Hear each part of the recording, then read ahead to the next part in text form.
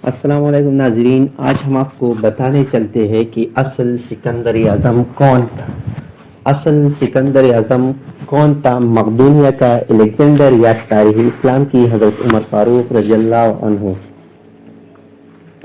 ہم بچپن سے پڑھنے آ رہے ہیں مقدونیہ کا الیگزینڈر 20 سال کی عمر میں بادشاہ بنا۔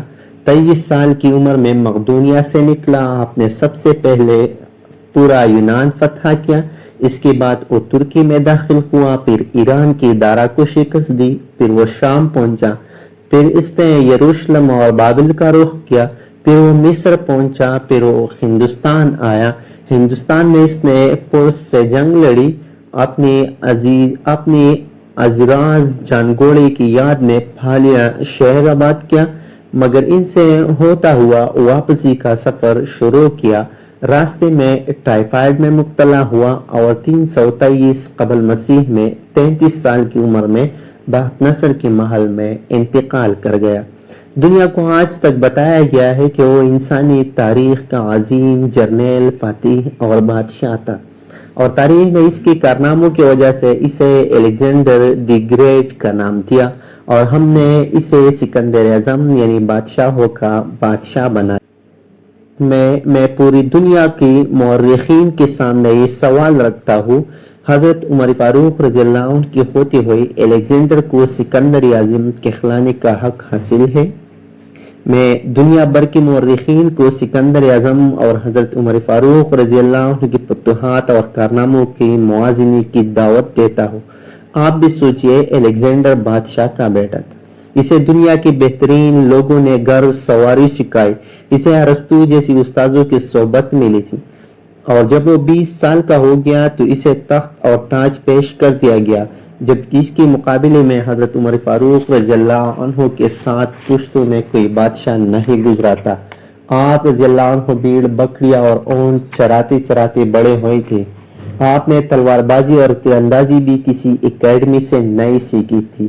سکندر اعظم نے آرگنائزڈ آرمی کے ساتھ 10 برسوں میں 17 لاکھ مربع میل کا علاقہ فتح کیا، جبکہ حضرت عمر رضی اللہ عنہ نے 10 برسوں میں آرگنائزڈ آرمی کے بغیر 22 لاکھ مربع میل کا علاقہ فتح کیا، اور اس میں روم اور ایران کے 2 سپر پاورز بھی شامل تھے۔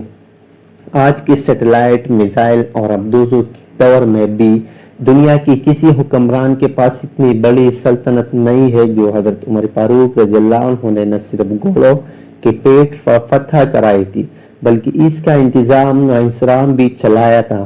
الیگزینڈر نے فتوحات کے دوران اپنی بے شمار جرنیل قتل کرائے، بے شمار جرنیلوں نے اور جوانوں نے اس کا ساتھ چھوڑا، اس کی خلاف بغاوتیں ہوئی، اور ہندوستان میں اس کی فوج نے آگے بڑھنے سے انکار بھی کر دیا، لیکن حضرت عمر فاروق رضی اللہ عنہ کی کسی ساتھی کو ان کی حکم سے سرتابی کی جرت نہ ہوئی۔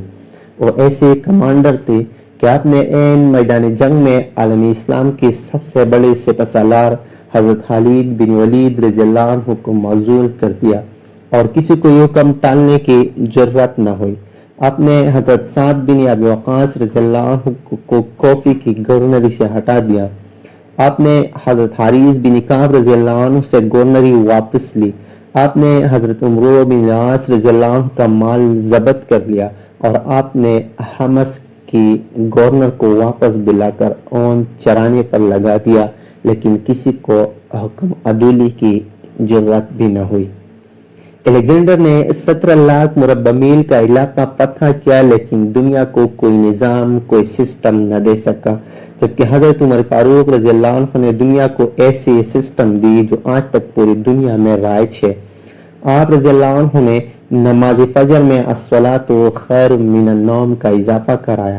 آپ کے ہاتھ میں نماز تراویح کا باقاعدہ سلسلہ شروع ہوا۔ آپ نے شراب نوشی کی سزا مقرر کی، سن ہجری کا اجرا کیا، جیل کا تصور دیا، مؤذنوں کی تنہائی مقرر کی، مسجدوں میں روشنی کا بندوبست کرایا، پولیس کا محکمہ بنایا، ایک مکمل عدالتی نظام کی بنیاد رکھی، آبپاشی کا نظام قائم کرایا، فوجی چھاونیاں بنوائے اور فوج کا باقاعدہ محکمہ قائم کیا۔ آپ نے دنیا میں پہلی بار دودھ پیتے بچوں، معذوروں، بیواؤں اور بے آسراؤں کی وظائف مقرر کی۔ آپ نے انصافی کرنے والے ججوں کو سزا دینے کا سلسلہ بھی شروع کیا، اور آپ نے دنیا میں پہلی بار حکمران کلاس کی اکاؤنٹیبلٹی شروع کی۔ آپ راتوں کو تجارتی قافلوں کی چوکیداری کرتے تھے۔ آپ فرمایا کرتے تھے جو حکمران عدل کرتے ہیں اور راتوں کو بے خوف سوتے ہیں۔ آپ کا فرمان تھا قوم کا سردار قوم کا سچا خادم ہوتا ہے۔ آپ کی مہر پر لکھا تھا عمر نصیحت کے لیے موت ہی کافی ہے۔ آپ کے دسترخوان پر کبھی 2 سالن نہیں رکھے گئے۔ آپ زمین پر سر کے نیچے اینٹ رکھ کر سو جاتے تھے۔ آپ سفر کے دوران جہاں نیند آ جاتی تھی کسی درخت پر چادر تان کر سایہ کرتے اور رات کو ننگی زمین پر دراز ہو جاتی تھی۔ آپ کے کرتے پر 14 پیوند تھے اور ان پیوندوں میں ایک سرخ چمڑے کا پیوند بھی تھا۔ آپ موٹا کردار کپڑا پہنتے تھے۔ آپ کو نرم اور باریک کپڑے سے نفرت تھی۔ آپ کسی کو جب سرکاری عہدے پر فائز کرتے تھے تو اس کے اثاثوں کا تخمینہ لگوا کر اپنے پاس رکھ لیتے تھے، اور اگر سرکاری عہدے کے دوران اس کے اثاثوں میں اضافہ ہو جاتا تو آپ اس کی اکاؤنٹیبلٹی کرتے۔ آپ جب کسی کو گورنر بناتے تھے تو اسے نصیحت فرماتی تھی، کبھی ترکی گھوڑے پر نہ بیٹھنا، باریک کپڑے نہ پہننا، چنا ہوا آٹا نہ کھانا، دربان نہ رکھنا اور کسی فریادی پر دروازہ بند نہ کرنا۔ آپ فرماتی تھی ظالم کو معاف کر دینا مظلوموں پر ظلم ہے، اور آپ رضی اللہ عنہ کا یہ فقرہ آج انسانی حقوق کے چارٹر کی حیثیت رکھتا ہے۔ مائیں بچوں کو آزاد پیدا کرتی ہے، تم نے انہیں کب سے غلام بنا لیا؟ فرمایا میں اکثر سوچتا ہوں اور حیران ہوتا ہوں عمر رضی اللہ عنہ بدل کیسے گیا۔ آپ رضی اللہ عنہ اسلامی دنیا کے پہلے خلیفہ تھے جنہیں امیر المؤمنین کا خطاب دیا گیا۔ دنیا کے تمام مذاہب کی کوئی نہ کوئی خصوصیت، اسلام کی سب سے بڑی خصوصیت عدل ہے، اور حضرت عمر فاروق رضی اللہ عنہ اور شخصیت ہے جو اس خصوصیت پر پورا اترتے تھے۔ آپ رضی اللہ عنہ کی عدل کی وجہ سے عدل دنیا میں عدل فاروقی ہو گیا۔ آپ شہادت کے وقت مقروض تھے، چنانچہ آپ کی وصیت کے مطابق آپ کا واحد مکان بیچ کر قرض ادا کر دیا گیا، اور آپ دنیا کے واحد حکمران تھے جو فرمایا کرتے تھے میرے دور میں اگر فرات کے کنارے کوئی کتا بھی بھوک سے مر گیا تو اس کی سزا عمر کو بھگتنا ہوگی۔ آپ کے عدل کی یہ حالت تھی کہ آپ کا انتقال ہوا تو آپ کی سلطنت کے دور دراز علاقے کا ایک چرواہا بھاگتا ہوا آیا اور چیخ کر بولا لوگو حضرت عمر رضی اللہ عنہ کا انتقال ہو گیا۔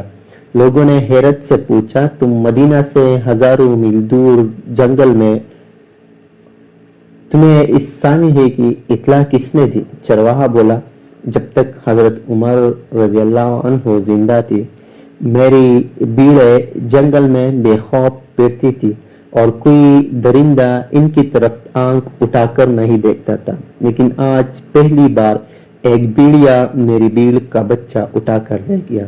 میں نے بھیڑیے کی جرت سے جان لیا آج دنیا میں حضرت عمر فاروق رضی اللہ عنہ موجود نہیں ہے۔ میں دنیا بھر کی مورخین کو دعوت دیتا ہوں اور الیگزینڈر کو حضرت عمر فاروق رضی اللہ عنہ کے سامنے رکھ کر دیکھے انہیں الیگزینڈر حضرت عمر فاروق رضی اللہ عنہ کے خضوری پہاڑ کے سامنے کنکری دکھائی دے گا، کیونکہ الیگزینڈر کی بنائی سلطنت اس کی وفات کے 5 سال بعد ختم ہو گئی، جبکہ حضرت عمر رضی اللہ عنہ نے اپنے دور میں جس خطے میں اسلام کا جھنڈا بھجوایا وہاں آج بھی اللہ اکبر کی صدائیں آتی ہے، وہاں آج بھی لوگ حضرت عمر رضی اللہ عنہ کے اللہ کے سامنے سجدہ کرتے ہیں۔ دنیا میں الیگزینڈر کا نام صرف کتابوں میں سمٹ کر رہ گیا، جبکہ حضرت عمر رضی اللہ عنہ کے بنائے نظام دنیا کی 245 ممالک میں آج بھی کسی نہ کسی شکل میں موجود ہے۔ آج بھی کسی ڈاک خانے سے کوئی خط نکلتا ہے، پولیس کا کوئی سپاہی وردی پہنتا ہے، کوئی فوجی جوان 6 ماہ بعد چھٹی پر جاتا ہے، یا پھر حکومت کسی بچے معذور بیوہ بے آسرا شخص کو وظیفہ دیتی ہے تو وہ معاشرہ اور سوسائٹی بے اختیار حضرت عمر رضی اللہ عنہ کو گریٹ تسلیم کرتی ہے، انہیں تاریخ کا سب سے بڑا سکندر مان لیتی ہے، میں سوائے ان مسلمانوں کی جو آج احساس کمتری کے شدید احساس میں کلمہ تک پڑھنے سے پہلے دائیں بائیں دیکھتے ہیں۔ لاہور کے مسلمانوں نے ایک بار انگریز سرکار کو دھمکی دی تھی، اگر ہم گھروں سے نکل پڑے تو تم چنگیز خان یاد آ جائے گا۔ اس پر جواہر لال نہرو نے مسکرا کر کہا تھا، افسوس آج چنگیز خان کی دھمکی دینے والے مسلمانوں یہ بھول گئے ہو کہ ان کی تاریخ میں ایک حضرت عمر بھی تھا۔ ہم آج یہ بھی بولے ہوئے ہیں کہ ہم ایک حضرت عمر فاروق رضی اللہ عنہ کو بھی تھا، جن کے بارے میں رسول اللہ صلی اللہ علیہ وسلم نے فرمایا تھا، میرے بعد اگر کوئی نبی ہوتا تو حضرت عمر رضی اللہ عنہ ہوتے۔ Thank you. Subscribe the channel and press the bell icon for such videos.